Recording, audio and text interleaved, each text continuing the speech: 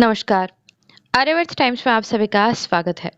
बिहार में हाल ही में defence corridor बनने की घोषणा की गई है।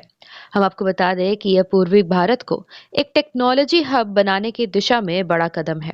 ऐसे में केंद्रीय गृह मंत्री अमित शाह ने भी चुनाव प्रचार के दौरान इसका वादा किया था और यह कॉरिडोर मुख्य रूप से रक्षा उत्पादन, विनिर्माण और टेक्नोलॉजी से जुड़ी परियोजनाओं पर केंद्रित होगा।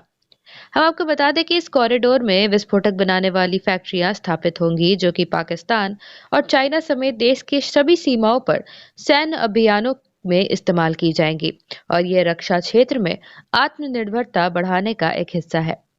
वहीं अलग अलग जिलों में रक्षा संबंधी फैक्ट्रियां, एमएसएमई पार्क और औद्योगिक पार्क बनाए जाएंगे जिसमें स्थानीय रोजगार को बढ़ावा भी मिलेगा।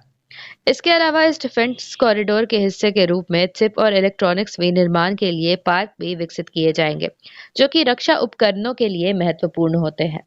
वहीं अंतर्राष्ट्रीय स्तर के रिसर्च एंड डेवलपमेंट सेंटर्स जो कि डिफेंस टेक्नोलॉजी पर फोकस करेंगे, उन्हें भी बनाया जाएगा।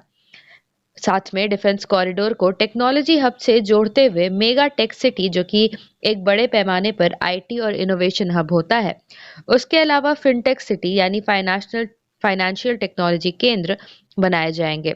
इससे डिफेंस के साथ साथ आईटी और फाइनेंस सेक्टर को भी काफी बूस्ट बिहार में मिलेगा।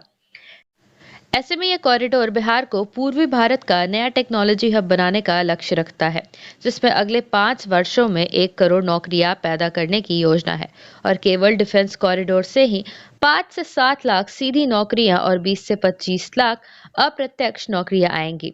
चाहे वो इंजीनियर हो, टेक्नीशियन हो, मजदूर हो, सिक्योरिटी गार्ड हो या फिर ड्राइवर, सबको काम मिलेगा। ऐसे में ये भी सवाल उठता है कि आखिर ये कॉरिडोर कहाँ-कहाँ बनेंगे। तो हम आपको बता दें कि पहले चरण में 5 से 8 जिलों में बड़े प्लांट बनेंगे, बाद में पूरे 38 जिलों में फैक्ट्रियां लगाई जाएंगी।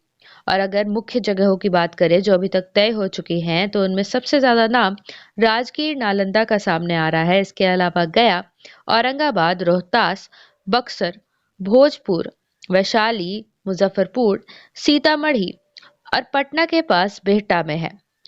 इसके अलावा बात ये भी उठती है कि आखिर कौन कौन से हथियार बनाए जाएंगे।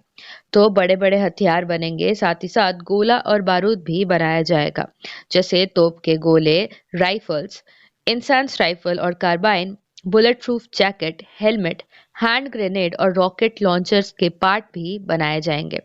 इसके अलावा बारूद और विस्फोटक में टीएनटी और आरडीएक्स जैसे बड़े विस्फोटक बनाए जाएंगे। साथ ही साथ रॉकेट और मिसाइल में भरने वाले प्रोपेलेंट भी बनाए जाएंगे। इसी के साथ छोटे सर्विलेंस ड्रोन्स, ड्रोन में लगने वाले कैमरा और बैटरी, रडार के पार्ट्स और नाइट विजन डिवाइस भी बनाए जाएंगे। इसी के साथ हम आपको ये भी बता दें कि 2025 के अंत तक एक प्लान और जमीन पूरी तरह से तय हो जाएगा। साथ ही 2026 में बड़े प्लांट का निर्माण भी शुरू हो जाएगा। वही 2028 से लेकर 2030 तक ज्यादातर फैक्ट्रियां चलने लगेगी। तो अब बिहार में न सिर्फ खेती और नौकरी के लिए दिल्ली मुंबई भागना पड़ेगा, बल्कि अब बिहार में ही AK-47, तोप के गोले, ड्रोन, चिप्स, बारूद सब बनेगा और गांव के लड़के और लड़कियां इंजीनियर टेक्नीशियन बनकर अपने घर के पास ही अच्छी सैलरी वाले नौकरी करेंगे। और बिहार अब सिर्फ पढ़ाएगा नहीं बल्कि हथियार भी बनाएगा। आशा करते हैं आप सभी को ये वीडियो पसंद आई होगी। इस वीडियो को लाइक एवं शेयर जरूर करें, साथ ही कमेंट करके अपनी राय भी दें। साथ ही ऐसी और अपडेट्स पाने के लिए हमारे चैनल आर्यवर्त टाइम्स को जरूर सब्सक्राइब करें। धन्यवाद।